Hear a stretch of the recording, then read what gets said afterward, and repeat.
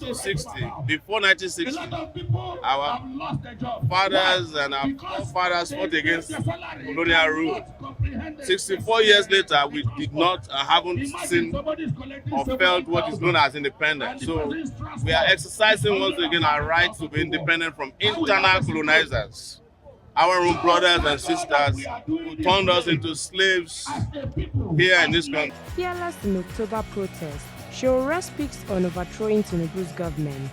Former presidential candidate of the African Action Congress (AAC), Omoyele Sowore, has knocked on President Bola Tinubu's government for suggesting a link between the protests in some parts of the country and possible plans to overthrow the government. Sowore argued that it was hypocritical of the government to tell Nigerians to shelve their grievances and wait until the next election cycle in 2027. He said this against the backdrop of the government's response to the #EndBadGovernance protest, in which protesters were told to wait to 2027 to express their grievances at the polls.